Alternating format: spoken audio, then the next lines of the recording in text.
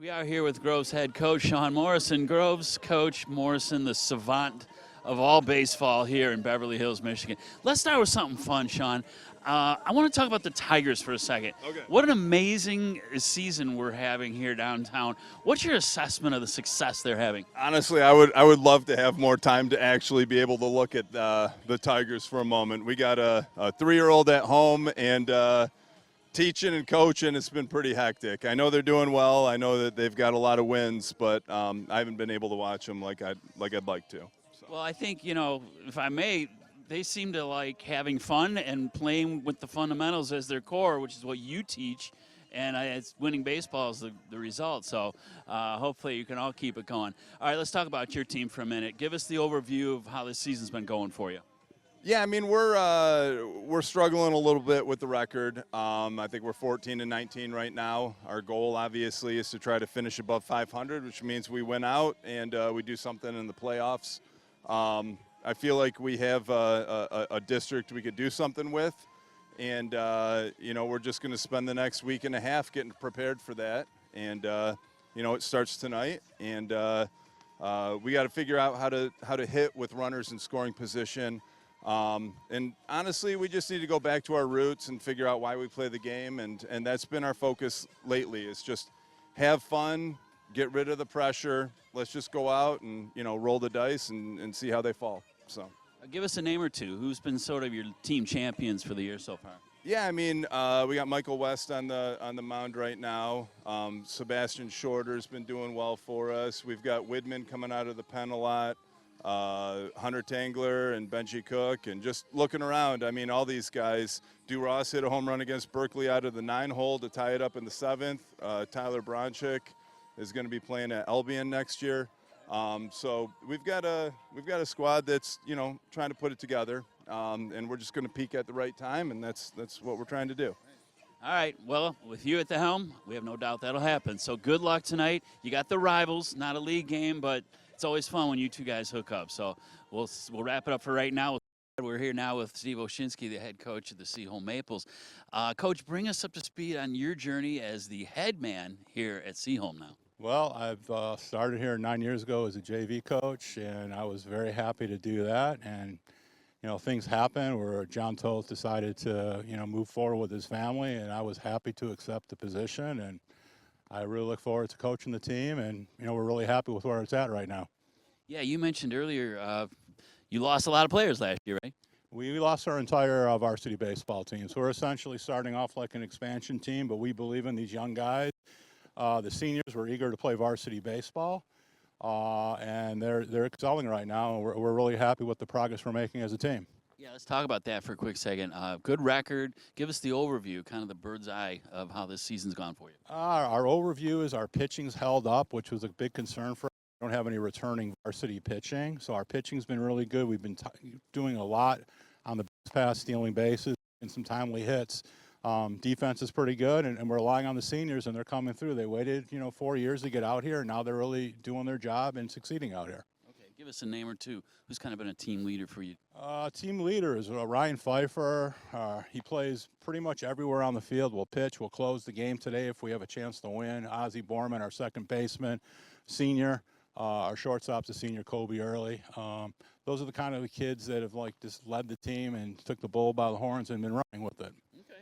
Well, we'll look for all of them as well as you managing, and wish you the best of luck. Rivalry game, right, down the street, your neighbors here. And but we'll wrap it up for now. Thanks for your time, Steve. And don't you go away, though. First pitch is coming right up. For decades, I've taught you everything I know. But only you can prevent wildfires.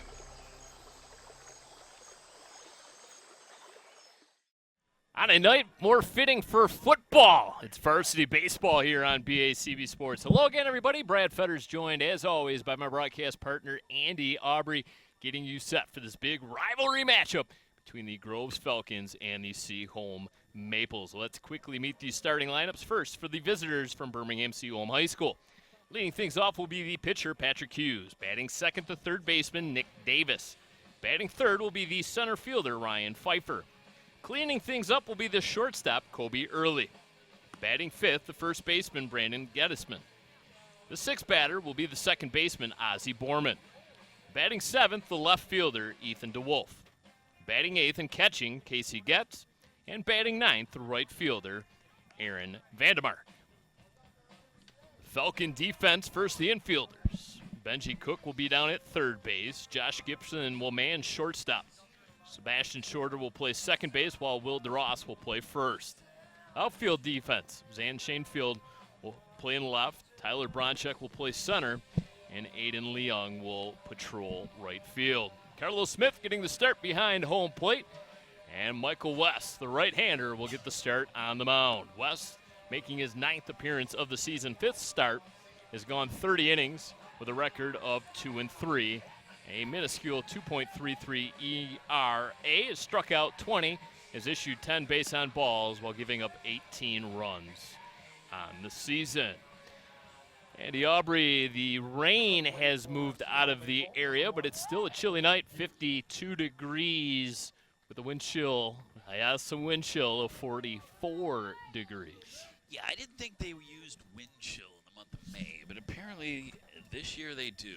So I don't know if the rain's entirely moved out of the area, although I like your enthusiasm. We see a lot of parkas in the crowd. We've got knit caps. We got gloves, hooded sweatshirts, jackets, blankets, Afghans. It's whatever you can do to keep warm, right? Memorial Day weekend, and we are talking about temperatures in the 40s. First pitch coming out of the right hand of Michael West. Swung on, fouled straight back by the pitcher, Patrick Hughes, and we are underway. Hughes, a terrific leadoff man for first-year head coach Steve Oshinsky. Hughes batting .352 on the season, 19 hits, 4 doubles, a couple triples to go along with 31 runs on the season. Good breaking ball for a called strike. No balls, 2 strikes the count here on Hughes. West takes a stroll around the mound before regathering himself. Pitches from that first base side of the rubber. Pumps in a fastball that misses low and away. 1 ball, 2 strike the count on Hughes.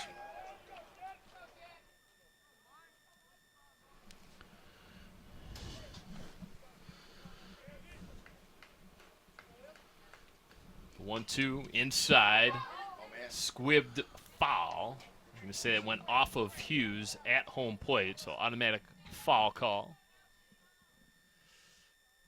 Light breeze blowing across the diamond from center field. Right now, at the moment, it is blowing out. Yeah, and that's the condition, the direction that the rain was blowing during the JV game before this game. 1-2, Hughes reaches out, lifts it to shallow right field. Aiden Leung a couple steps into the gap to make the catch. 1 up, 1 away. Coming to the plate now, number 25, third baseman, Nick Davis. Nick Davis, the third baseman. Comes in with a gaudy .569 average on the season. 29 hits, 22 RBI. Is an extra base threat, has 11 doubles to lead the team.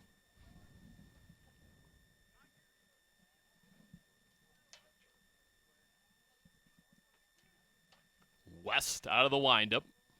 Misses outside, evens up the count at 1 ball, 1 strike.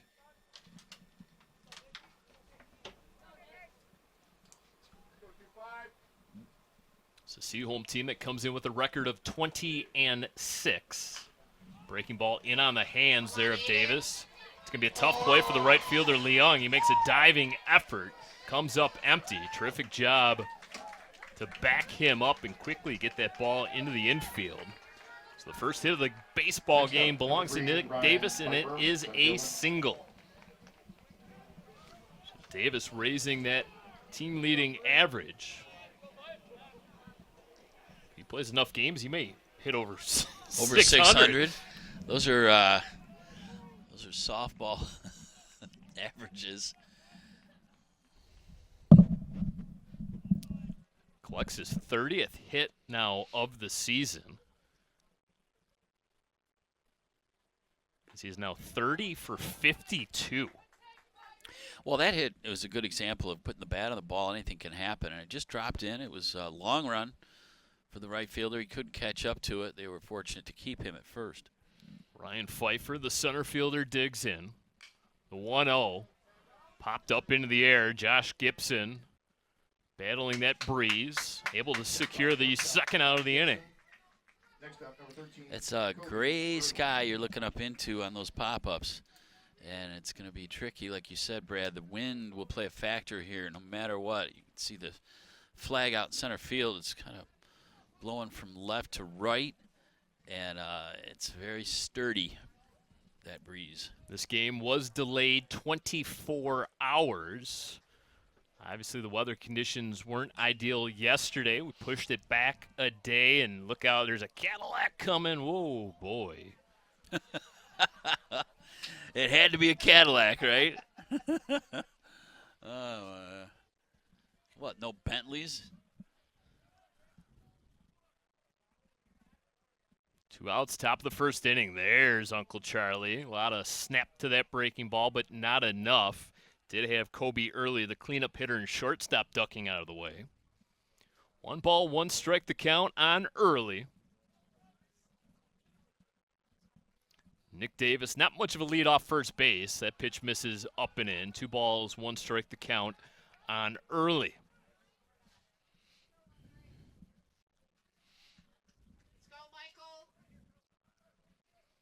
Early, crouch stance, bat over the right shoulder, swings and fouls 1 straight back.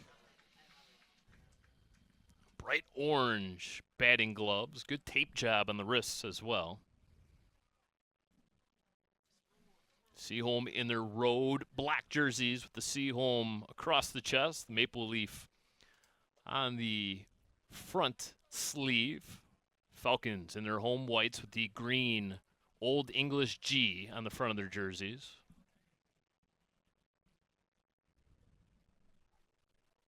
Junior varsity wore their sunrise jerseys. Yeah, they had those reminiscent of the old Houston Astros jerseys. Runner takes off. Pitch misses up and away. Throw down to second. They're going to nail him. Nick Davis cut down trying to swipe second base. And that will do it for the top of the first inning. When it comes to making plans, you are the best. The same way you plan each detail for those moments, start planning to protect you and your loved ones from a natural disaster. Protecting your family is the best plan you can make. Welcome back to Birmingham Groves High School. Continuing coverage here on BACB Sports. Let's meet the Falcons offense. Leading things off will be the shortstop, Josh Gibson. Batting second, the right fielder, Aiden Leung. Batting third, the pitcher, Michael West. Cleaning up will be Sebastian Shorter, the second baseman. Batting fifth, Benji Cook, the third baseman. DHing and batting sixth will be Miles Rontal. Batting seventh will be the center fielder, Tyler Bronchek. Batting eighth, the left fielder, Zan Shanefield. And batting ninth, the first baseman, Will DeRoss. The Maples defense around the infield. At third will be Nick Davis. The shortstop, Kobe Early. At second base will be Ozzie Borman. And at first base, Brandon Gottesman. The Maple outfield. In left, Ethan DeWolf. In center, Ryan Pfeiffer. And in right field, Aaron Vandermark. Catching this evening will be Casey Getz, and getting the start on the mound for Seaholm will be number 1, Patrick Hughes.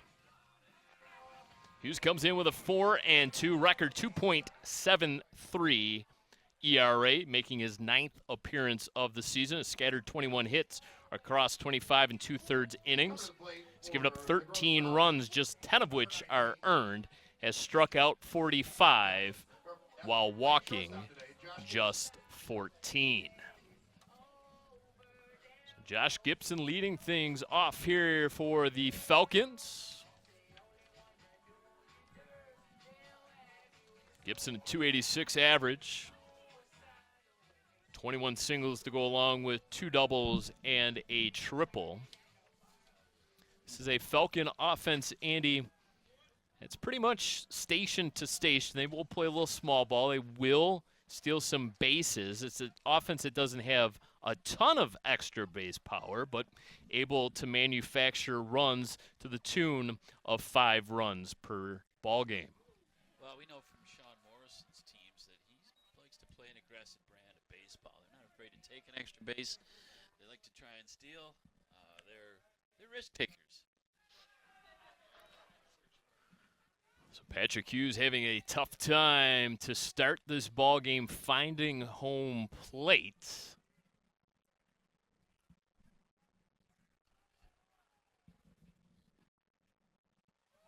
There's a called strike with home plate. Umpire moves the count to 3 balls, 1 strike.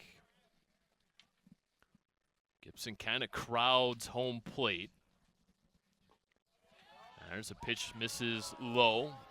And it's going to be a leadoff walk there for Josh Gibson. Coming to the plate now, number 3, right fielder, Aiden Leon. Leadoff walks, never a good thing, Andy Aubrey. No, you want to avoid putting that leadoff on.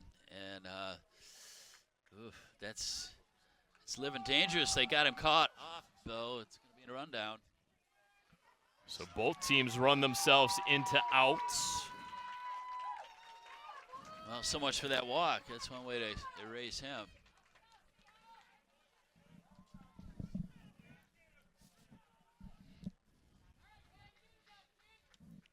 So Aiden Leong now, as we'll get another look here at this replay as they catch Gibson. So Leong will bat now with no one on base. Digs into that left-hand batter's box. Hughes comes very home. Interesting to see what effect this wet field has on these runners tonight, both playing the field and on the base pass. It drains well. It's a new field, obviously, but it's still pretty damp from all this rain we've had over the last couple days. One would have to assume the infielders may have some difficulties as well. It'll be interesting to see if that ball kind of skids off the infield grass. Leong, did he offer? He says he got hit. It hit him, man. He's saying it hit his back arm. He's trying to show the home plate umpire the welt.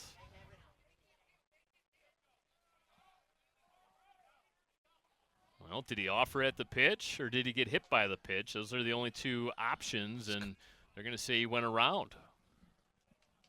And Leong not willing.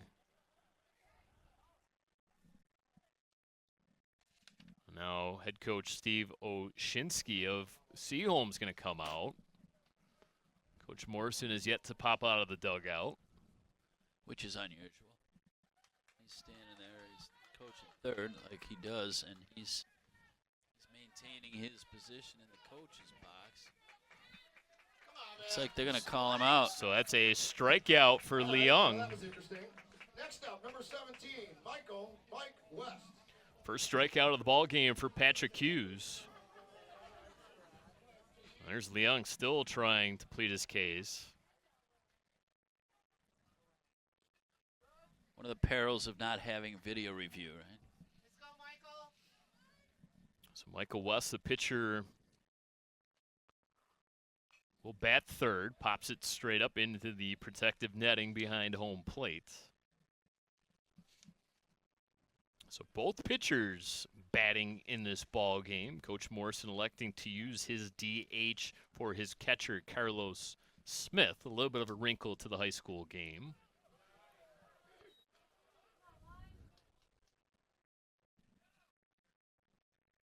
Talked about this Grove squad averaging 5 runs per ball game, averaging 7 hits per game. So getting the most out of their hits.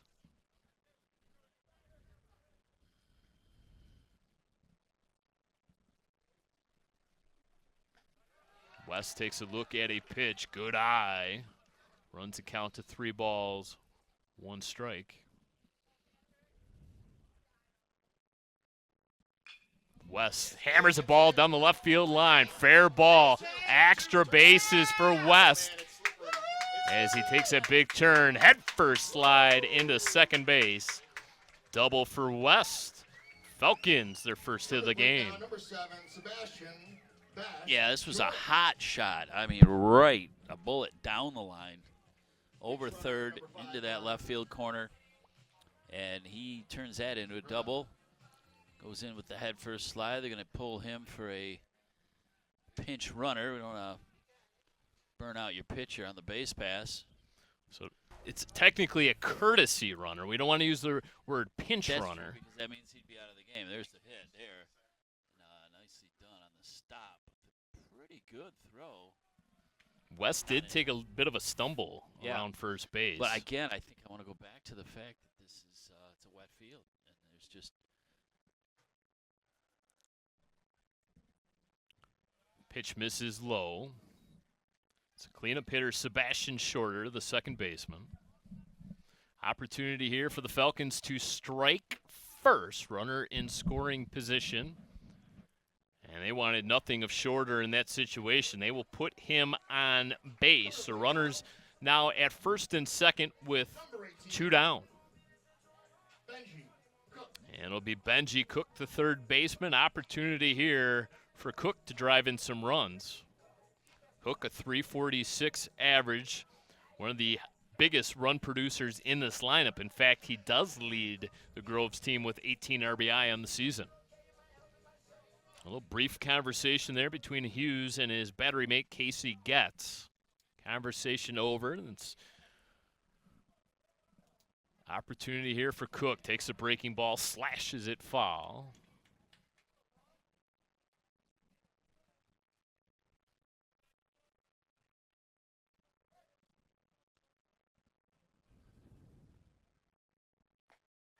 Pitch misses high and inside.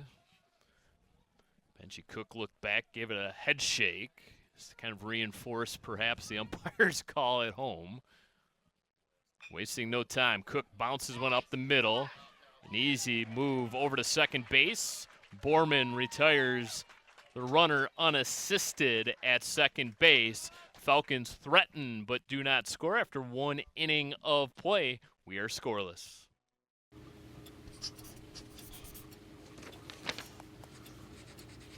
If you love them enough to relearn math so you can teach them math, then surely you'll check nhtsa.gov/the right seat to make sure they're correctly buckled in the back seat.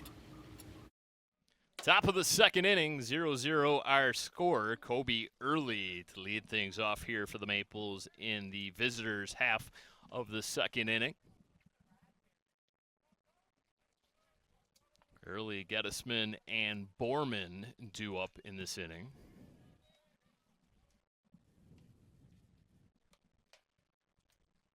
Nasty looking clouds covering the field at the moment. Those certainly look like they're full of rain, Andy. Rain or snow. Not sure which. It's not good, either one of them. West out of the windup, breaks off that curved ball and gets a delayed strike call by the home plate umpire. Kind of got to wait the home plate umpire out. Yeah, he's not giving you the immediate call, is he? Early goes down, golfs it foul down the left field line. Early 4.11 average, 23 runs, 23 hits, 26 RBI on the season. Has 10 doubles. So up and down this Maple lineup, plenty of offense in these aluminum bats. Carlos Smith tried to frame that pitch, tried to bring it back into the strike zone. Home plate umpire said no, so it evens up the count at 2 balls, 2 strikes.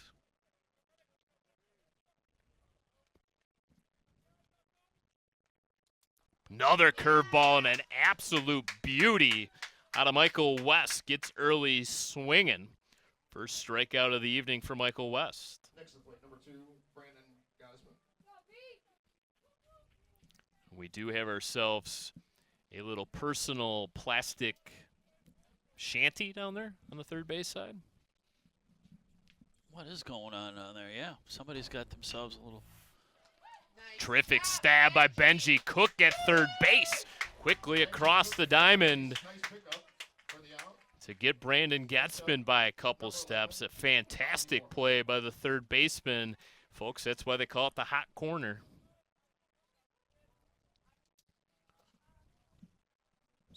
Two up, 2 down for the Maples offensively, and it'll leave things up to Ozzie Borman.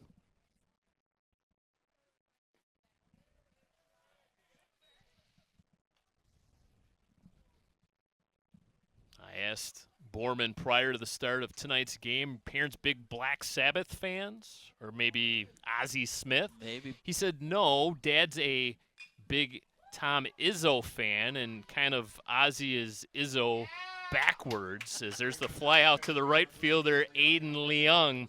So it's a quick 1-2-3 inning for Michael West. We'll head to the bottom of the second inning looking for our first run of the ball game.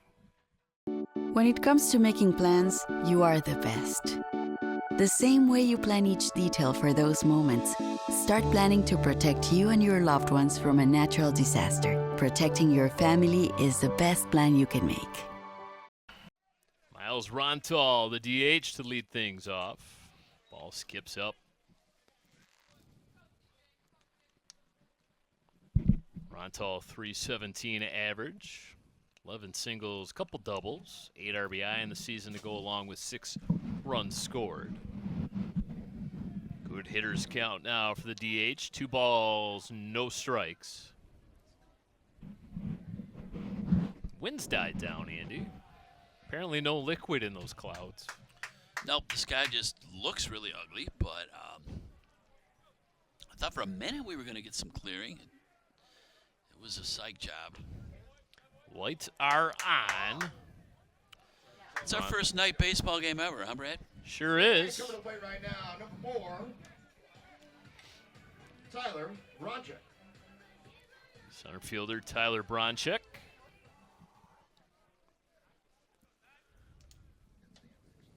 Bronchick goes after the first pitch. Lifts one up, shallow left field. Shortstop Kobe Early calls for it and puts it in his back pocket.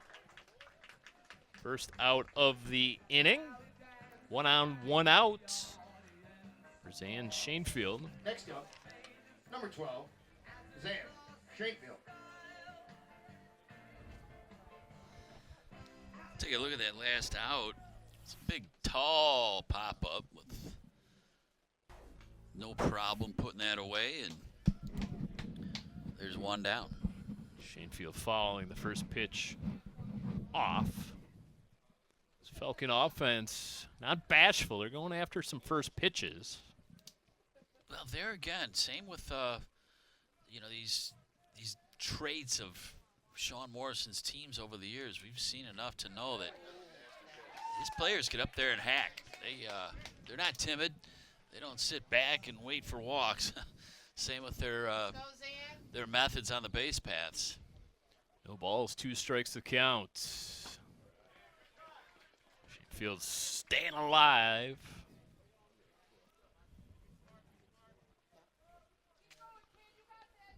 .300 feet down both lines, 360 to dead center.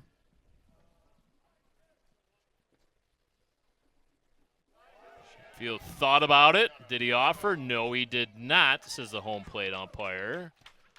No, we do have an appeal to the base umpire, and he, too, says no swing. Checked it, yep. Good mime job there by the field ump. Yeah, he demonstrated exactly what happened. Whoa, that pitch behind the batter, and that'll allow Miles Rontal to get down to second base. So for the second time in this ball game, the Falcons have a runner in scoring position.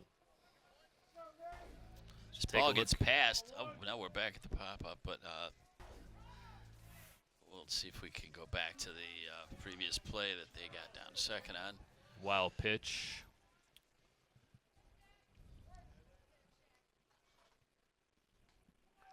Pitch misses outside. So it'll fill it up. And there's the play down at second base. He made it close. So the payoff pitch. Strikeout number 2 in the ball game for Patrick Hughes. Coming to the plate right now, number 36, first baseman. Leave things up to Will DeRoss. DeRoss, the 9th place batter.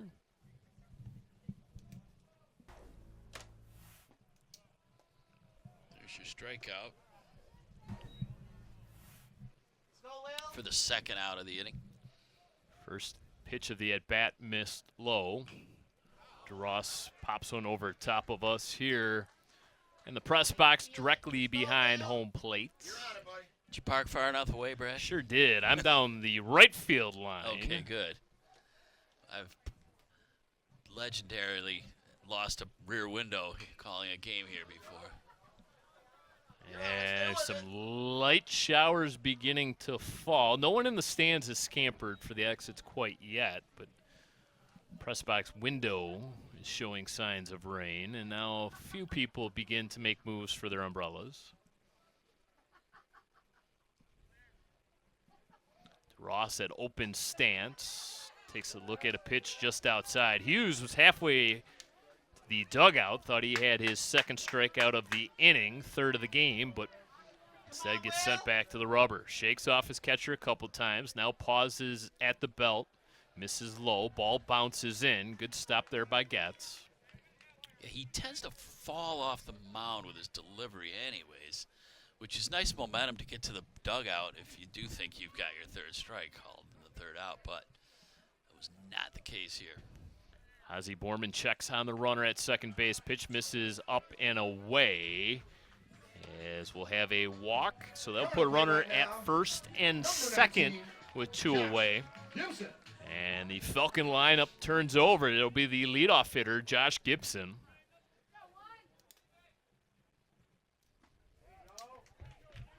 He walked back in the first inning and then was picked off.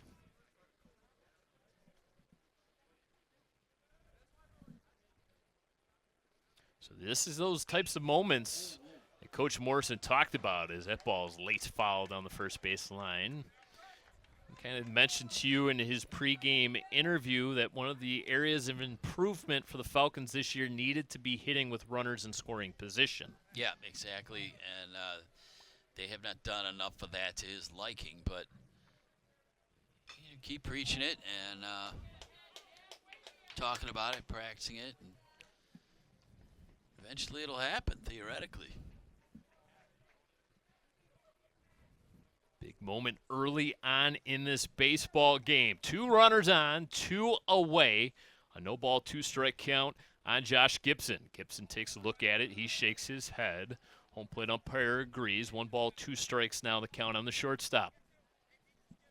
Patrick Hughes, a fast worker on the mound. Quickly gets on that rubber, and he's ready to go. Another breaking ball.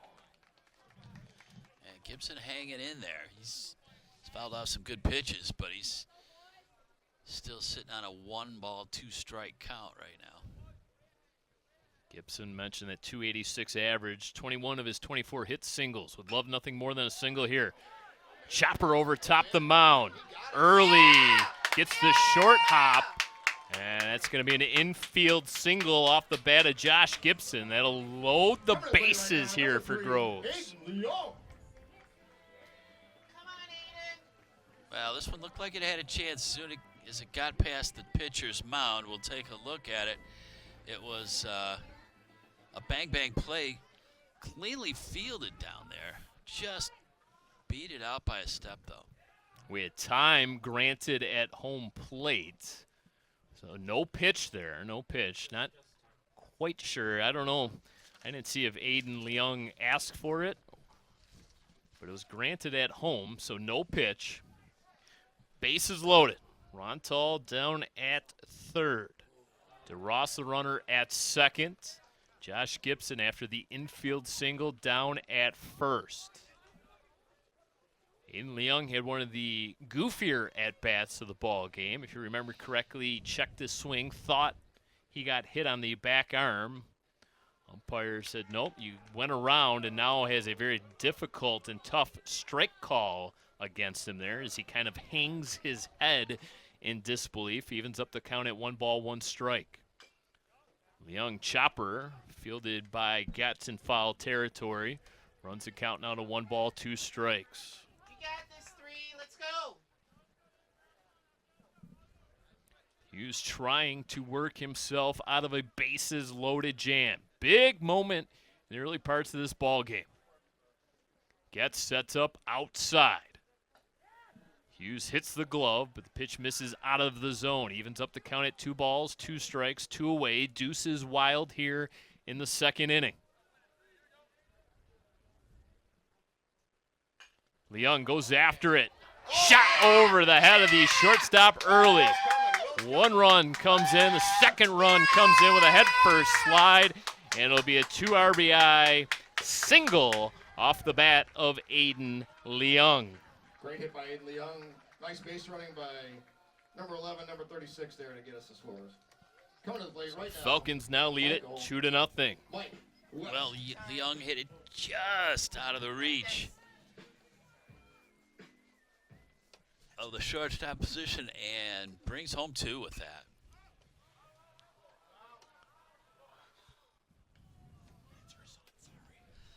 So Michael West now with the Falcons in front. He's hoping to help his cause. Still 2 runners on base. Gibson down at second. Leung, 2 RBIs, the runner at first. West fouls one down the first baseline.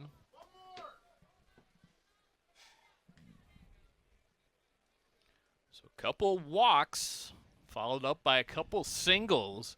Have plated 2 Falcons. They lead it 2-0.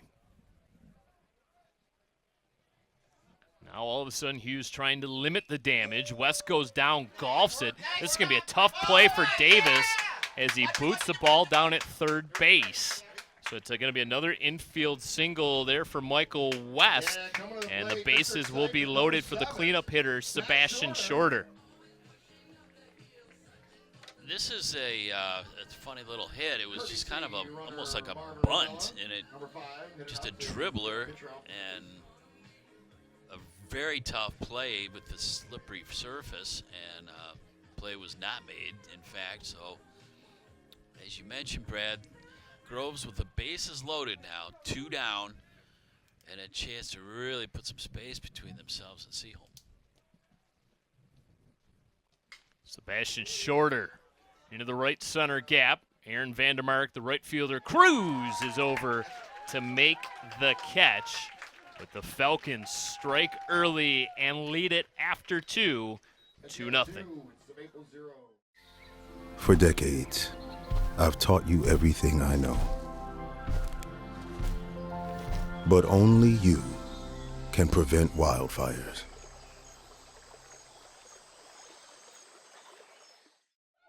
It'll be the bottom third of the Maple order. 7, 8, 9 here in the top of the third inning. Maple's trailing for the first time in the ball game. 2-0 our score. Ethan DeWolf, the left fielder. Very upright stance. Pitch in and on the hands. Jam job and an easy catch over at third base for Benji Cook. Next up, number 21, Casey Getz. Sort of popped up. Nice easy one. Only needed one hand. A bit of a steadier rain begins to fall as that breaking ball catches the inner half of home plate. Yeah, the umbrellas are coming up now, and a lot of sad looks on those who don't have umbrellas.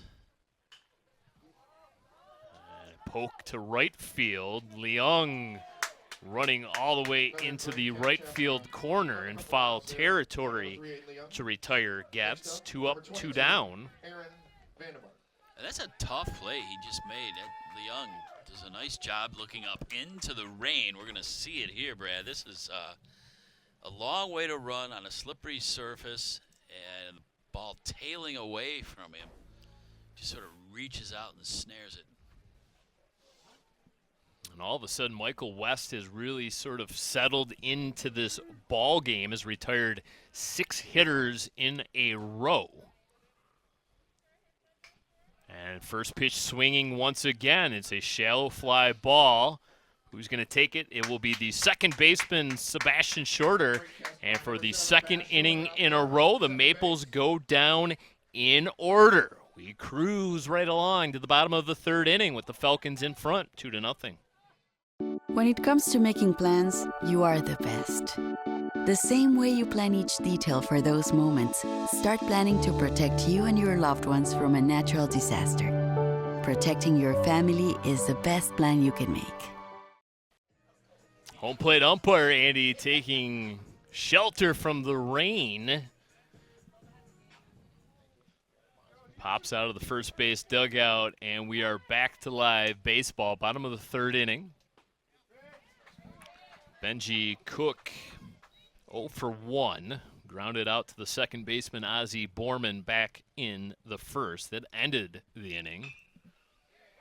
It ended the Falcon threat. Grove's already 2 runs on 4 hits.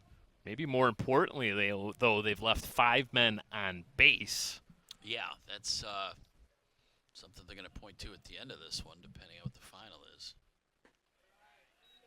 Pitch misses low. Undying admiration for all these guys in short sleeves out there. Obviously didn't listen to Mom earlier this afternoon when she told them to bring sleeves. Yeah. Seaholm head coach Steve Oshinsky pretty much in a winter jacket. He's got the gloves going as well. Well, he told me he spends a lot of his year in Miami, so this is not computing for him. This is quite the contrast, isn't it? Yeah, he's having a rough time. As tough as anybody. Great tan, too. You can tell. He also told me he's thrown batting practice to Miguel Cabrera. Down in Miami? Yeah.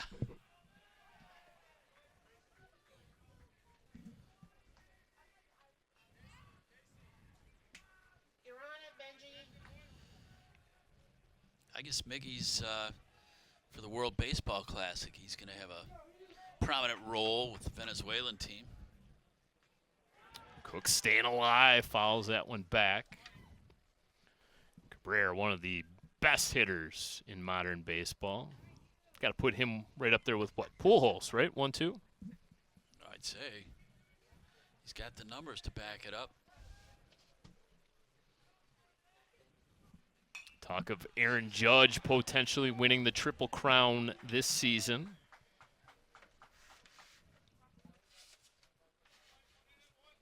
Also plays on a Little League field there in New York. I thought you were going to say he plays on a Little League team. Well, maybe that too. I think this stadium might be bigger than Yeah. New Yankee Stadium. Yeah, you can have all the stats in the world if it doesn't equate to team success, though, right? Well, and I think that was the most impressive thing that Cabrera was able to accomplish was the production, the home run numbers at Comerica Park. Right, that's packed.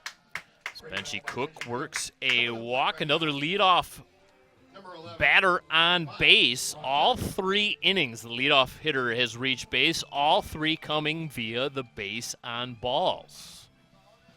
Yeah, we're going to have a talk. They might put this one on hold for a minute. And they're going to bring in the Seaholm Maples off the field, and we are going to be in an old-fashioned rain delay. Andy, it is a dog-eat-dog world. And you know what Norm used to say, right? So we'll take a brief break here on BACB Sports. Hopefully the rain clears out and we can finish this ball game. We're in the bottom of the 3rd inning with the Falcons leading 2-0.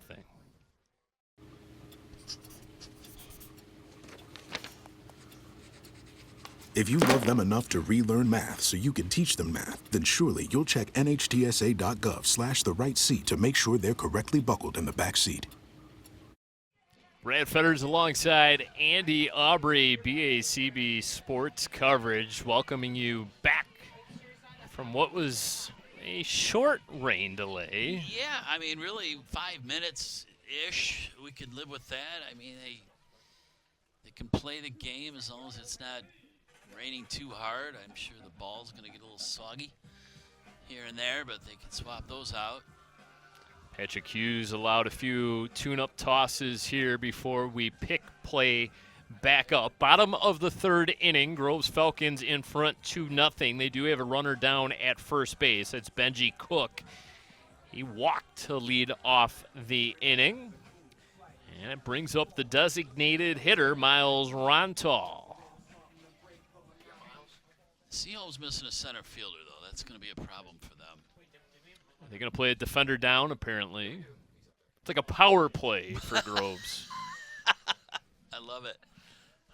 Ryan Pfeiffer, he took off. He saw rain, and Mr. Pfeiffer took off. There he is. He's running. He's running into the dugout now, and Here he comes. he needs a mitt. I think he probably thought There this was he going is. to last a little longer than it did. And oops.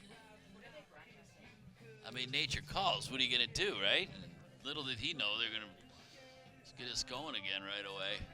So good for Seaholm. They're deciding not to play a man down. Yeah, that would be pretty unconventional. Rontal squares around and bunts. So there's some of that small ball. Rain delay lasted just long enough for me to text head coach Sean Morrison. I blamed him for the rain delay. I don't think he appreciated that. Well, he's a better baseball manager than meteorologist. I'll just say that. Stick to managing baseball, Sean. Yeah, maybe. Coach Morrison in his 10th season at the helm now of this Groves baseball team. Taking over for the legendary Jim Crosby, right? Yep. Who we see sometimes come back to these games. We haven't seen him today. I think he's a Florida guy these days. Sure isn't is, he? yep. Coach Morrison known for his, shall I say, goofy socks. If you remember correctly, he had Abe Lincoln on the socks last year. He showed them to me this afternoon. He has the Velociraptor from Jurassic Park on his socks for today's ball game. Very nice. I hope that's not too much inside baseball. No, I don't think so. I don't think he'd mind. He's the kind of guy that doesn't mind a little notice. 2 balls, 2 strikes to count on Rontal, and just battling away here.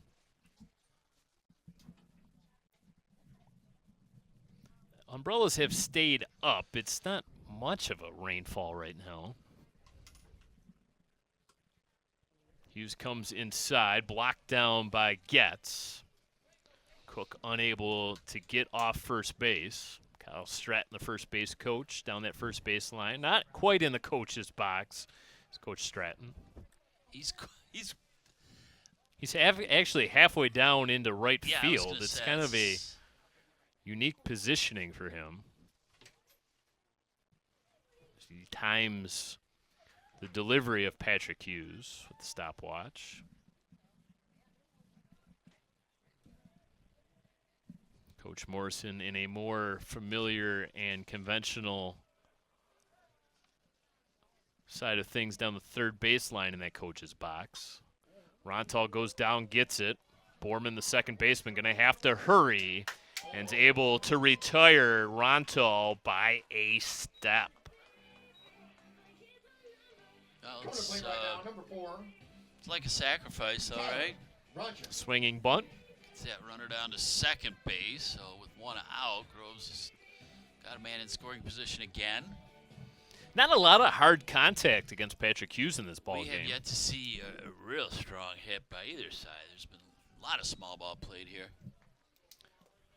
First pitch to Bronchek misses above the letters. Bronchek swings.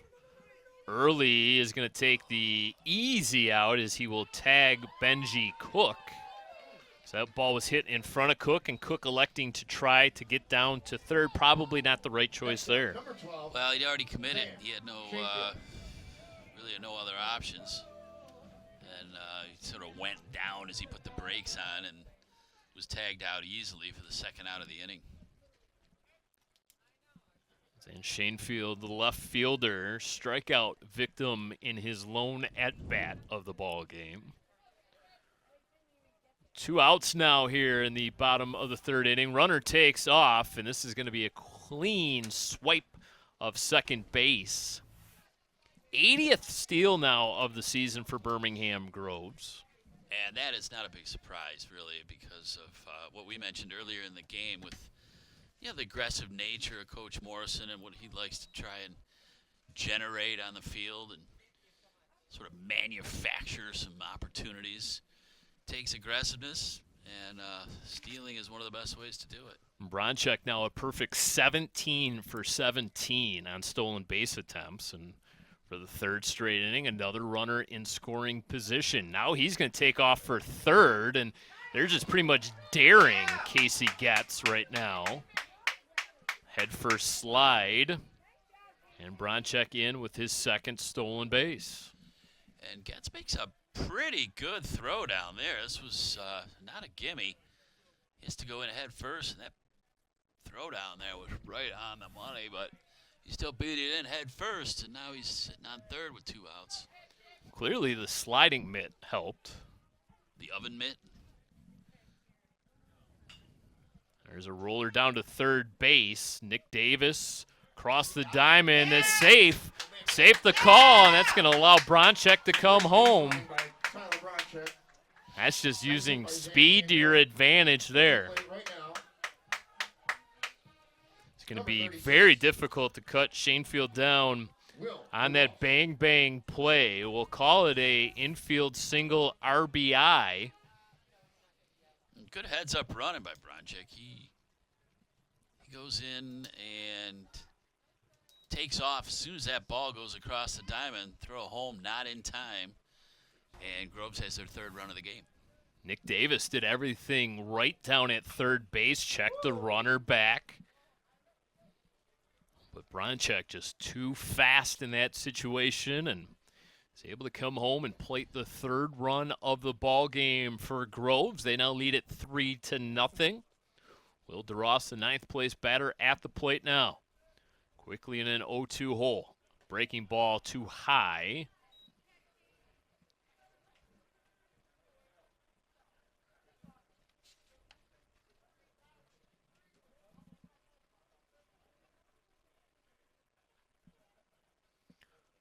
DeRoss holds that bat on his back shoulder.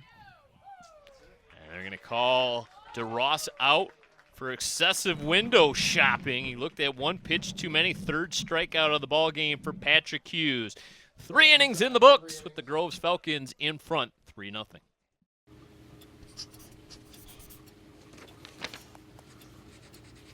If you love them enough to relearn math so you can teach them math, then surely you'll check nhtsa.gov/the right seat to make sure they're correctly buckled in the back seat. It'll be the top of the Maple lineup to bat in the 4th inning. Patrick Hughes, Nick Davis, and Ryan Pfeiffer.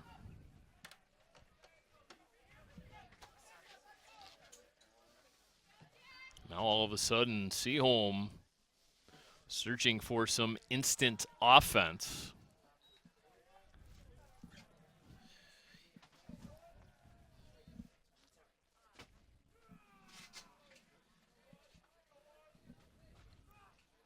Hughes drilled right on the number 1 on the back of his jersey. Couldn't have hit him more square in the back if he had a bullseye on it. That was not going to feel too good, but he shakes it off and moves, gets down to first base. We'll see it here. Boom. It's a plunking if ever I saw one. Nick Davis now at the plate, 1 for 1 with the single. Sizable lead off first base by Patrick Hughes. Davis floats one down the first baseline foul. Bradley, our cameraman, on top of the live truck this evening. It's got to be soaking wet. How about a shout out to our camera people tonight? I mean, they deserve a medal. This is not pleasant conditions to be out there in, and the cameras too.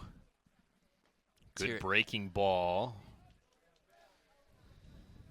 Did you notice Bradley made no effort at making a play on that foul ball? No, he didn't jump up. He didn't try and range off the truck, jump down, run over there, nothing. He made sure he kept 2 hands on the camera at all time. Keep that shot nice and steady. He's a man who knows what he's doing. He knew he did not care about taking home a souvenir this evening. Pitch misses low and inside. Yeah, you can always get a baseball, but if you fall off the truck, there's a lot of damage that could be done in the form of broken bones and so forth.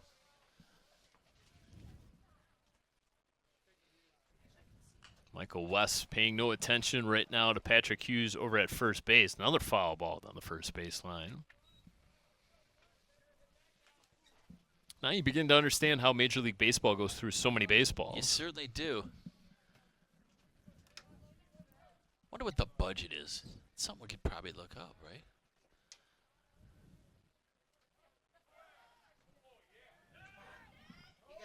And the throw in time. They cut down Patrick Hughes at second base. Great throw by number 6, Carlos Smith, to bash shorter. Get another look at it here. Carlos Smith popping up quickly out of that catcher's position. Fired a strike down to Sebastian Shorter. Yeah, Smith's got a good arm. He's made a couple just, throws on the money. Cut these runners down. First out of the inning.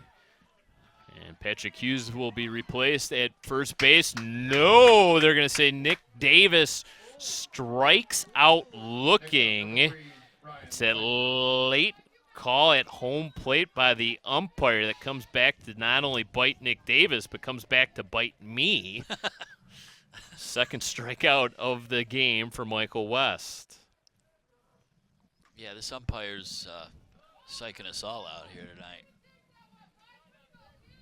So they say 90 to 120 baseballs per game are used.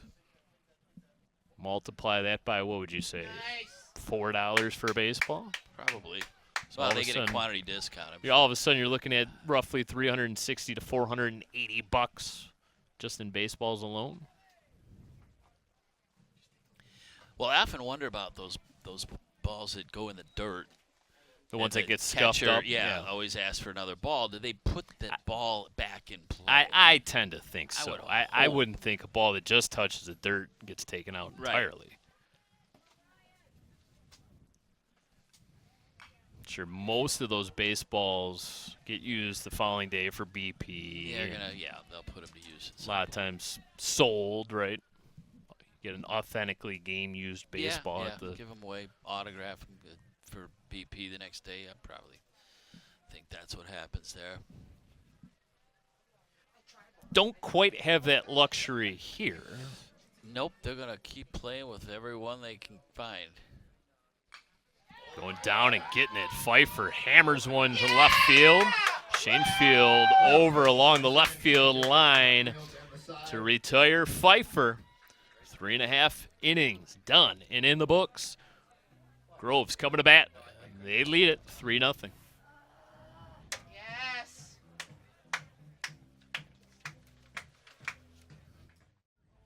Falcons looking for some add-on runs here in their home half of the fourth inning. Brad Fetters with A-Square, Andy Aubrey, continuing coverage here on BACB Sports. Josh Gibson, the leadoff man, to bat first here in the bottom of the fourth inning. And see our cameras having some difficulty adjusting to this weather. Cameras are people too. They have their quirks and idiosyncrasies, right? Lights have been on all evening long. Overcast skies. Haven't had a break in the cloud cover at all today. Seemingly for the last week or so, we haven't had a break in the cloud coverage. The sun is still up there. Are we sure? I don't know. I haven't seen it. This is the final broadcast of our spring calendar year. Appreciate all of you for tuning in all season, all year long here on BACB Sports. Check swing by Gibson. Another terrific season of sports here on BACB. Congratulations to the graduating class of 2025. Congratulations goes out to the Seaholm softball team as well. They capped off a perfect 12-0 OAA league campaign as Gibson flies out to the right fielder. Next up, number 3, Aiden Leon. Brings up Aiden Leung, who's been involved in a couple of the more interesting at-bats of this ball game. Was a strikeout victim in the first and then drove home 2 runs with an RBI, 2 RBI single back in the second. As we'll get another look here at this Gibson fly out to the right fielder, Aaron Vandermark. And the rain continues to come down now at a higher clip, so to speak. It was raining this hard back in the third. We had ourselves a rain delay, and Patrick Hughes takes off his baseball cap. No movement by either umpires. That breaking ball does catch the outer black.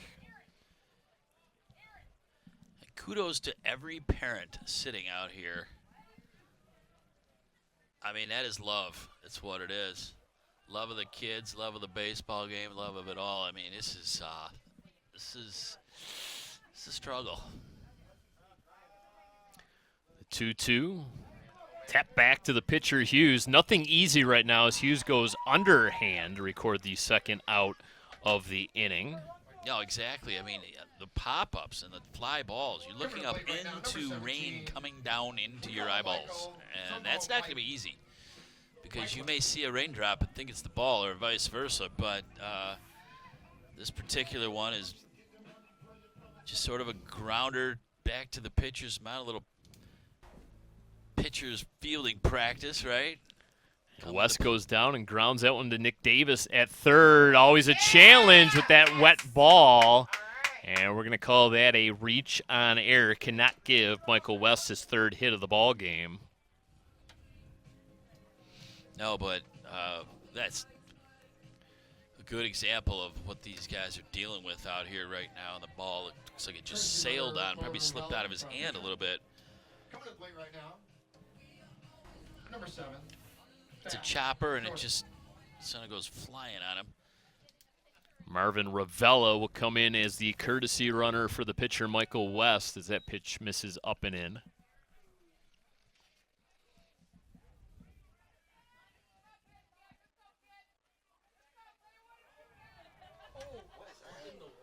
It came off of his hand. So the on-deck batter, Benji Cook, let go of his bat. He took a practice swing. It almost took out his manager.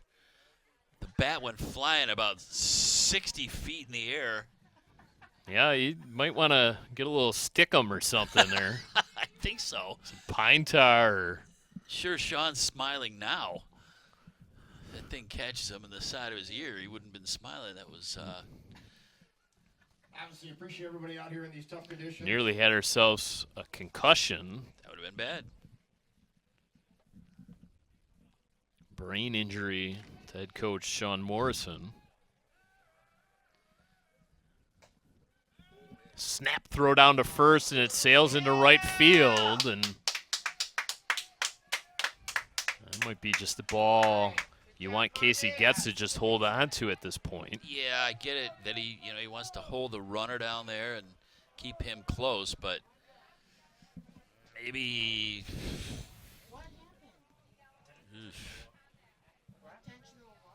So now with the base open, they're going to put Sebastian Shorter on first, so it'll be an intentional walk to Shorter. Shorter, a very dangerous batter with that runner in scoring position. Now we're going to have a full-on conference at the mound.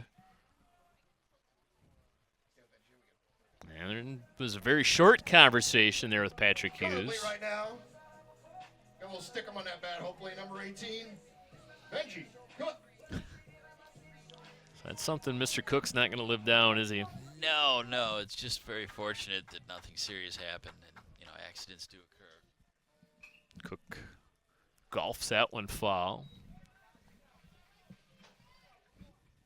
Nick Davis, the third baseman, was kind of in the line of fire as well. He was the one to retrieve the pad. He ended up going over there and picking it up, sending it back in.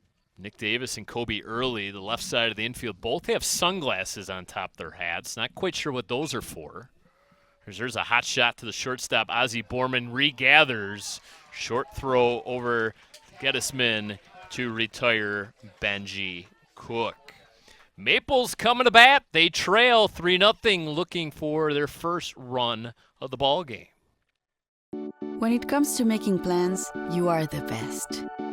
The same way you plan each detail for those moments, start planning to protect you and your loved ones from a natural disaster. Protecting your family is the best plan you can make. Michael West, starting pitcher for Birmingham Groves, back to work. He has faced the minimum through 4 innings. The lone hit he gave up was a single to Nick Davis, who was eventually caught stealing back in the first inning. And since then, it has been fairly easy work for Michael West. The only batter since that single to reach base was Patrick Hughes, who was hit by a pitch back in the 4th. Yeah, West is in a groove. He looks he's comfortable out there. No matter weather is going to deter his effort here tonight. Kobe Early, the cleanup hitter at the plate now, fouls one down the first baseline, quickly in an 0-2 hole. You always cringe when those balls go rifling off to the side like that. Cars dent. Just saying. Glass shatters. Glass breaks. That's right. The 0-2 off speed had Kobe Early guessing. 4th strikeout of the night now for Michael West. All right, how about a couple fun facts here, Brad? Here's one for you.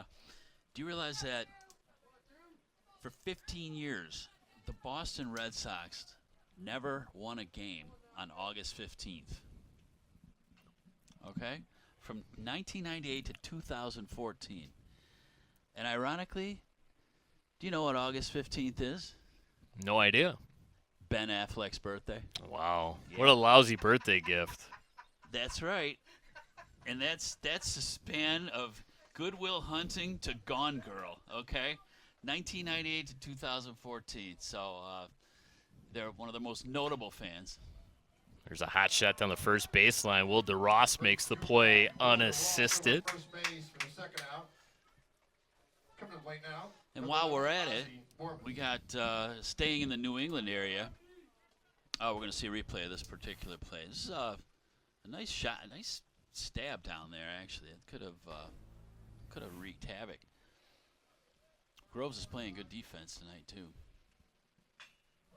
Another first pitch.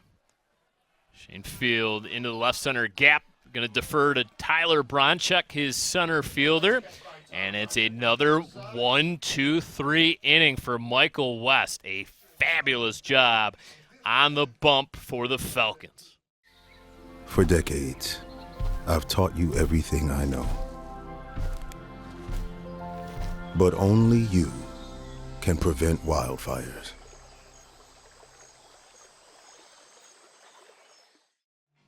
Falcons seeking some insurance. 3-0 the score. 6, 7, 8. Rontal, Bronchek, Shane Field due up here in the bottom of the 5th inning. And I'm still speechless regarding your August 15th stat regarding the Red Sox as Rontal grounds one sharply to Early at short. And a terrific play by the first baseman, Gottesman, picking that ball off the turf to retire Rontal. 6-3 goes the put out. Yeah, every play is an adventure on this wet turf, and this was nice. He knocks it down, remains composed, and makes the throw over on the one hopper to get the first out of the inning. And that was a tough play on the backhand as well. Oh, absolutely. Yeah, no, I mean, well done all around there. Defense has been sharp for both teams this evening. Yeah, so we these quick innings, we're not getting many facts out, but staying in New England, do you realize that Tom Brady, you remember him, right? Sure do, yep. Yep. The GOAT. Yep, that's right. He was the last professional athlete to retire that was drafted by the Montreal Expos. Yeah, it's true. He was a catcher. Isn't that amazing? Patrick Mahomes kind of sticking with the quarterbacks, actually drafted by the Detroit Tigers. Yeah, he didn't get a chance to play for the Tigers, I don't believe. Although there's still time. Think we can talk him into it? His father, a major leaguer, played for the Minnesota Twins. It's Bronchek. The visitors from down the street at Seaholm wanted a strike call. I'm not going to get one there. Look at Bronchek. He's wearing the field right now. A lot of dirty, wet uniforms right now. Yeah, these guys are all going to go home tonight, and, the shower's going to feel good. They're going to wrap up in something warm like a blanket or 10. Kicking the delivery on the payoff pitch. Misses inside. Bronchek walks. And we know Bronchek, he is a threat to steal every time he is on base. In fact, the last time he got on, he stole 2 bases and eventually came around to score. And here comes Steve Oshinsky, and this might be decision time on whether or not he wants Patrick Hughes to remain in this ballgame. He does not. He is going to go to relief pitcher. And while the reliever comes in with his tune-up tosses, we'll take a quick break here on BACB Sports. When it comes to making plans, you are the best. The same way you plan each detail for those moments, start planning to protect you and your loved ones from a natural disaster. Protecting your family is the best plan you can make. So Dylan Lair, our new pitcher in the ball game for the Seaholm Maples. The tall lefty comes in with a 3.11 ERA, 3-1 on the season, making his 7th appearance of the season. Has given up 17 hits in 18 innings, 15 runs, 8 of which are earned, as 20 strikeouts to go along with 13 base on balls. So Patrick Hughes moves over. Looks like he moved to center field, and Ryan Pfeiffer, the center fielder, moved over to left. Ethan DeWolf came out of the ball game, and look out, as there's a tall fly ball to Pfeiffer out there in left field, and it is a long, loud out off the bat of Zan Shanefield. Yeah, when this ball left his bat, it looked like it was going to go a lot farther than it did, but I think that speaks to maybe some of these balls that are in play might have a little bit of softness to them. The atmosphere is just heavy and moist, and we'll see it here. He gives it a good ride, and just thought for a minute maybe this was going to go, but pulls up short of the warning track, and it's a long out.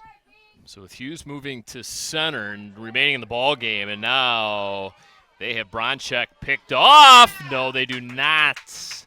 Bad transfer there. Kobe early, and boy, oh boy, lefties such an advantage when they're on the mound, don't they? Certainly, their pickoff moves. This was Groves was very fortunate to not get thrown out on this. And early just kind of bobbled it. So we don't have to worry about disengagements here, do we? No, I don't think so. It's back-to-back, and now a little quick delivery home. A little sidestep quick delivery, and Lair operates on the far third base side of that rubber, barely on the rubber, and kind of soft tossing right now. Well, DeRosa at the plate, 0 for 1, has a walk and a run scored, also struck out, and boy, oh boy, Lair absolutely uncorked a wild pickoff throw. He's going all the way to third. And somebody might want to cut that ball off as it finally bounces off the foot of Bronchek. Wow. Well, this is what happens when you start dancing around out on these base paths. You draw these pickoff throws, and on this particular occasion, the ball goes flying into down the line. And he upended the first baseman, Gettesman there. No stopping, just going all out around second, and but they're in pretty good shape here to put a tack on another run at this point. If DeRosa can get something. And these head-first slides are almost cartoonish in the fact that they're able to glide in some seemingly 6-8 feet prior to the bag. It's kind of like a slip and slide. Exactly. That's favorite pastime as a kid, right? Baseball and the slip and slide. Add the two together, and you have this afternoon's ball game. Yeah. What do you mean as a kid? Even adults enjoy the slip and Absolutely. slide? DeRoss, hot shot. Oh, what a stab down at third base by Nick Davis. Tip of the cap to Nick Davis. Ends the threat. Davis saves a run there. That was a nice play. We've played 5. Maples needing some offense. They trail 3-0.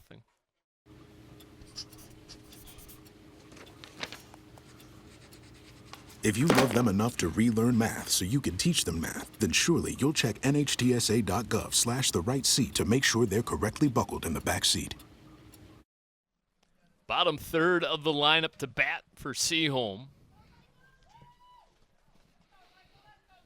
Ethan DeWolf, as we mentioned, lifted from this baseball game, and this was his spot to bat, and it'll be number 16, Matthew Strawn.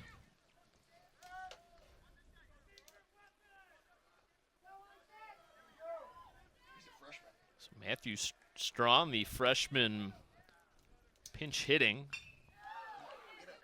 First pitch slashing. Straight away center field. Couple steps in for Bronchek. Next up, number 21, Casey. Yes. Well, sometimes you come in cold like that. You know, they say take a couple pitches, get used to it, but he swings away. And he gave it a big long ride to center field. Can of corn for the first out. Casey Getz flew out to the right fielder, Aiden Leung. Still just one hit in the ball game for the Maples. It was Nick Davis all the way back in the first inning. The only other base runner to reach base was Patrick Hughes, hit by a pitch in the fourth, cut down trying to steal second. So Michael West continues to just absolutely deal in this ball game, has faced the minimum, and just picks up his 4th strikeout of the ball game. Yeah, West is looking good out there. He's just in a groove, which he's been. I mean, honestly, notwithstanding that first hit in the first inning, he's plowed through this entire Seaholm lineup. So not quite the Kyle Sherman no-hitter that we saw No. between these two rival teams. There'll never be another one of those, or maybe if so, but not something like that. That was pretty unforgettable. Aaron Vandemark. And Sherman, didn't he have another no-hitter too? He had some other outstanding effort, if I recall. A terrific ball player.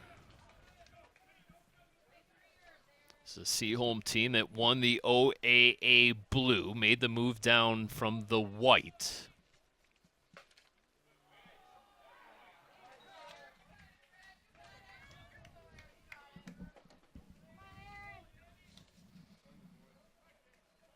(24-11) a season ago, 26-5 back in 2023. So last 3 seasons have racked up wins to the tune of over 70, but are in danger of dropping a game here as once again they go down in order.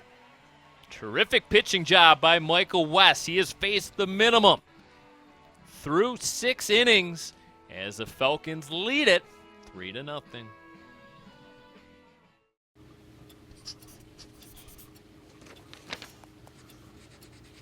If you love them enough to relearn math so you can teach them math, then surely you'll check nhtsa.gov/the right seat to make sure they're correctly buckled in the back seat.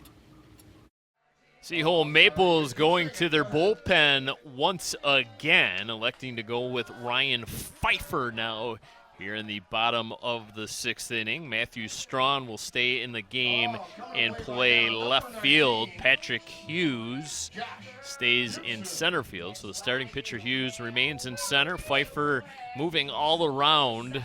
He moves from center to the left, now to the mound, and Strawn will stay in the game and patrol left field. You got all that, Andy Aubrey? I got it all. Straighten it out completely. Thanks to you, Brad.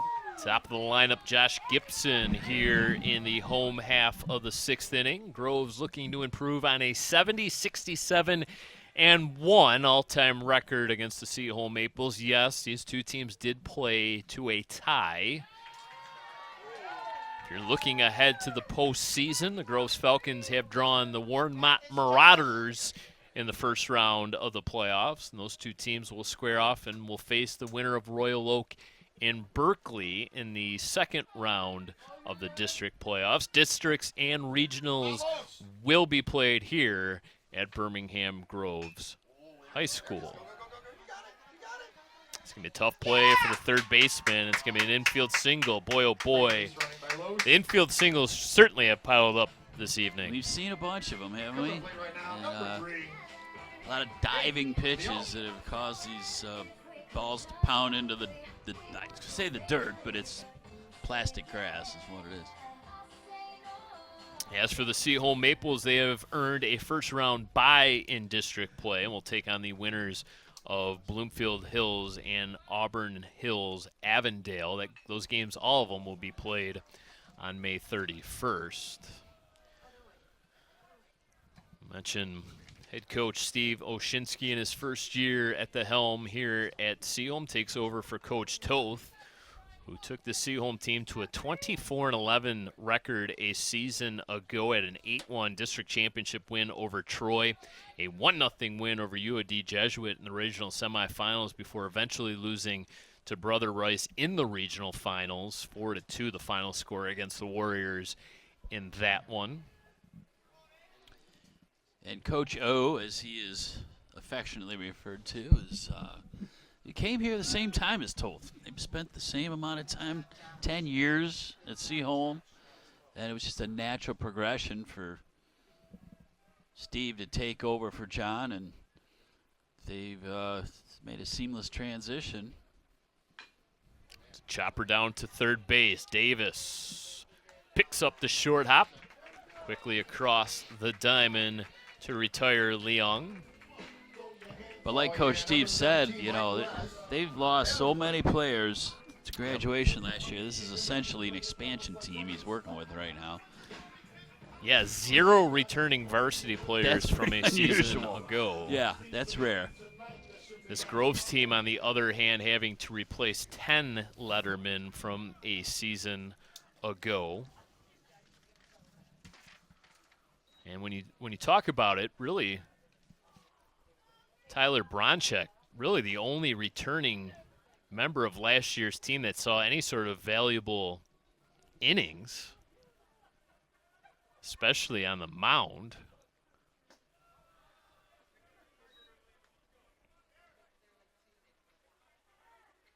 You had 3 players on the all-league roster a season ago, 6 players on the all-district team.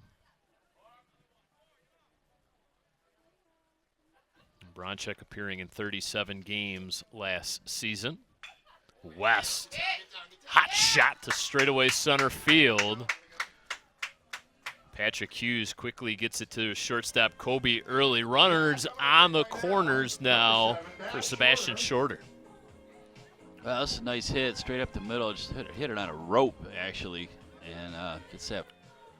So Michael West on base now all 4 times, 3 hits in the baseball game, and just a terrific job on the mound. He'll get lifted for a courtesy runner. That courtesy runner will be Marvin Ravella, So Berkshire Middle School junior. He's gotten 3 more hits than he's given up, right? 2 more hits. Than he's 2 given more, up. that's right. Okay. He does have that 1 hit against, the single by Nick Davis. Has reached base 4 times, reached on what I called an error by the third baseman Davis in the 4th. Ravella quickly swipes second base, so that opens up first base, and it's going to be another intentional walk for Shorter. And Shorter has walked 3 times in this baseball game, twice intentionally, and that seems like a kind of a no-brainer. Now you have a force hit any bag. You can certainly try to turn 2, cut down the runner at home plate if necessary, and once again, another big opportunity in this baseball game for Benji Cook. Yeah, Cook could really blow this thing open with a solid hit here. Cook a 346 average, 18 RBI, chopper down the third baseline. Going to be a tough play for Davis. He's going to try to take it at first. Instead, he throws it away. Boy, oh boy, insult to injury here. This is going to clear the bases. This is going to clear the bases. 3 runs in.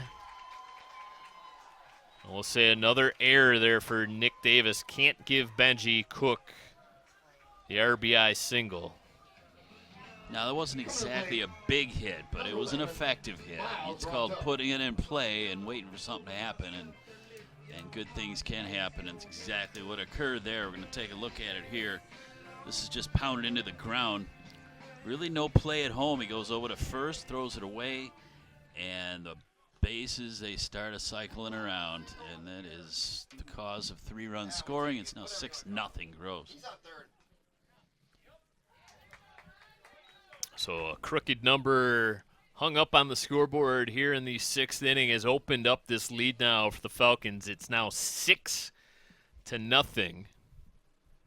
Miles Rontal at the plate. 0 for 2.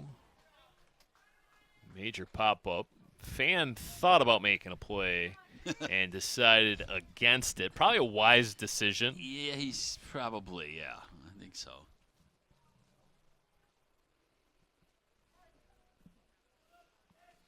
Looking ahead to the 7th inning, if you're a Maple fan, it'll be the top of the order. Hughes, Davis, Pfeiffer due up. As Rontal looks at one too many, a strikeout victim, the second out of the inning. And it'll leave things up to Tyler Bronchek.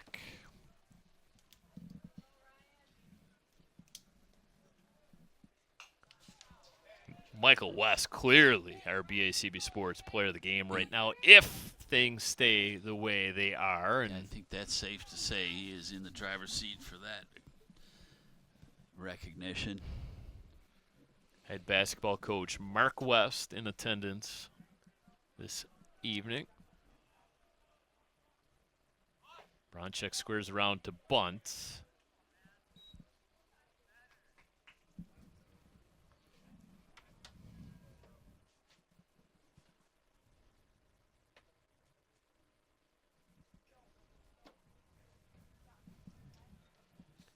So manufacturing runs. Pretty simple. It's old school. You got to love it. It works, right? It's worked for this game for Groves. Threat of the stolen base has played a huge factor in this ball game. Couple wild pickoff throws. Yeah, sometimes it's better to just hold it. I mean, every catcher wants to gun that guy out down at first, or. But sometimes that's. It's not the wisest move. You just want to hold it. And the pitchers have been semi-guilty of throwing it away as well. So, corner infielders guarding the lines. Outfield defense shallow but straight up. As Bronchek floats one into left center gap. Center fielder Patrick Hughes camps under it to make the catch, but the damage is done. The Falcons scratch across 3 more and lead it 6-0. Last chance opportunities for the Maples. They'll bat in the 7th and needing to climb up a gigantic hill. When it comes to making plans, you are the best. The same way you plan each detail for those moments, start planning to protect you and your loved ones from a natural disaster. Protecting your family is the best plan you can make. No surprise, Michael West back up on the bump, trying to complete what has been a fabulous job on the mound. Has limited the Seaholm Maple offense to just 1 base hit in this ball game.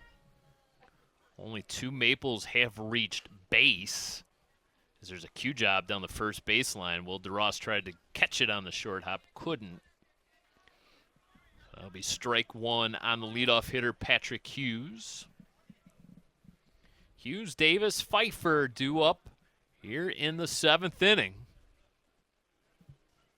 well, they got a couple of their hot shots up, so we'll see if they can generate something. I mean, I hate to head into this postseason on a downer like this, but they've done all they can against West, and it has not worked. Chopper, Josh Gibson at short. Bounces it over to the first baseman, DeRoss. 1 up, 1 down. Wasn't easy. Yeah, they channel a little Spencer Torkelson picking one of those errant Trey Sweeney throws out. Get another look at it. That ball took a gigantic hop on Gibson. I don't think he was quite anticipating it taking that big of a hop.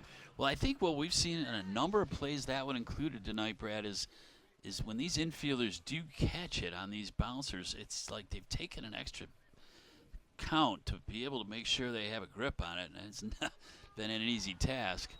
It's coming off that surface wet. A couple times it sailed wide, but for the most part, especially on Grove's side, they've been able to play some good defense. Nice frame job by Carlos Smith. Rips that ball back up into the strike zone. Smith has called and caught a fabulous game behind home plate as well. It's been a very good battery this evening of Weston Smith. Yeah, Smith, let's talk about a couple of his gunouts as well. He's made some good throws, cutting down runners on those base paths. And he gets Davis swinging. 5th K of the night for Michael West. And it'll leave things up to Ryan Pfeiffer. Pfeiffer has moved all around the diamond.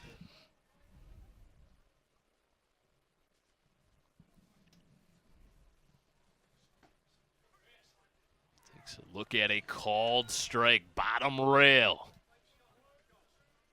West has really just filled up the strike zone, hasn't fallen behind much at all in this ball game.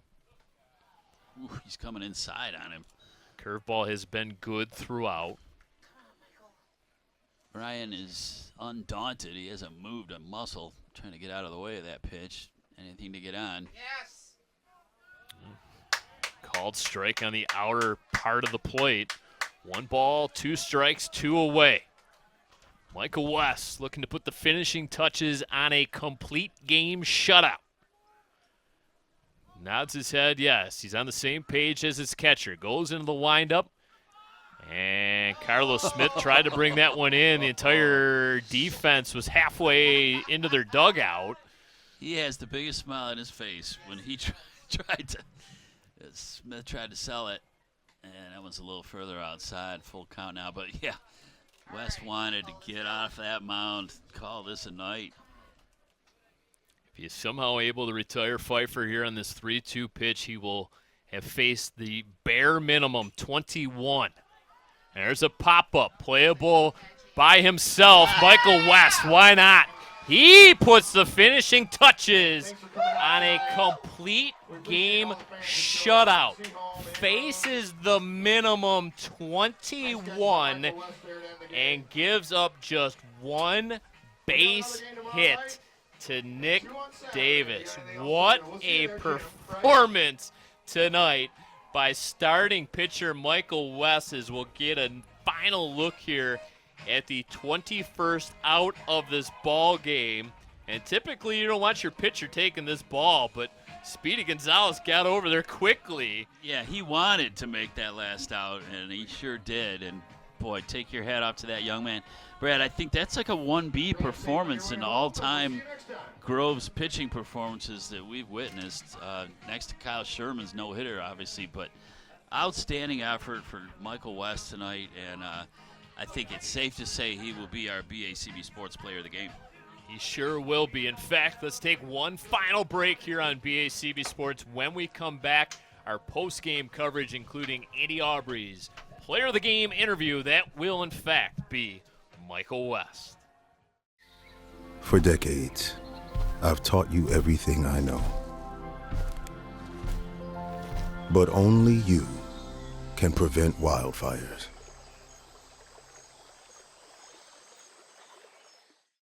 Welcome back one final time to Birmingham Groves High School. Brad Fetters for BACB Sports. Groves Falcons take it by the final score of 6-0, dominating fashion here tonight. 6 runs on 7 hits for the Groves Falcons, 0 runs on just 1 hit for the Seaholm Maples.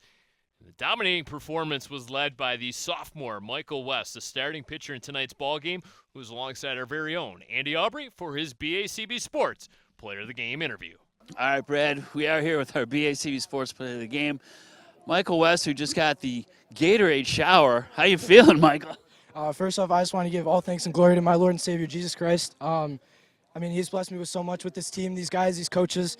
I mean, feeling great right now. I come out here in the rivalry game, just got to do what you do.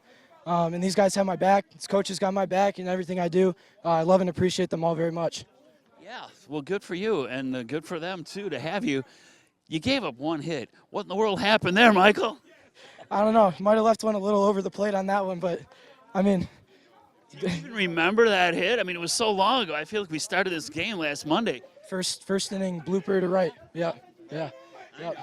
But, well, what's it like playing for Coach Morrison? I got to ask you that. I mean, he's a super fun guy, just a goofy guy. I mean, he's my teacher, my coach, a mentor for me. You know, he's been there for me. Called me up last year as a freshman to give me a great opportunity, and I'm just blessed to be out here with them. And he's given me just a great opportunity to be out here and come and show everybody what I can do. Yeah, no question about it. Well, to kind of wrap this up a little bit, your team's going into the playoffs on a nice run here. This is an upswing for sure. Without making any bold predictions here, what kind of sentiment do you think this brings to your club? If we play, if everybody comes out here and plays to the best of their ability, we can hang with anybody. I mean, we showed what we can do today when everybody's on. And when we get to the playoffs, dangerous team, going to be a couple upsets here and there, and we're going to go get that white banner for the regional soon. We got it. All right. Well, congratulations on this game. Good luck on that effort. We will be watching. And just go on back over there and celebrate with your teammates because they love you, dude. So congratulations again. And, Brad, we'll send it back up to the box, and you can take us on out of here. All right, thank you so much, Andy, and our BACB Sports Player of the Game, Michael West. 6-0 your final score. Gross Falcons improved their overall record to 15-19 on the season. The Seaholm Maples fall to 20-7. We wish both teams plenty of good luck in districts, as both of our Birmingham schools will host district play this season. I'd like to take an opportunity to thank our very hard-working BACB Sports crew who worked through the conditions tonight. Michael Kottmeyer was our director for our entire broadcast crew, and my broadcast partner, Andy Aubrey. I'm Brad Fetters saying goodnight from a soggy Beverly Hills, Michigan. Once again, your final score, Gross Falcons 6, the Seaholm Maples 0. Thank you so much for watching all season long right here on BACB Sports.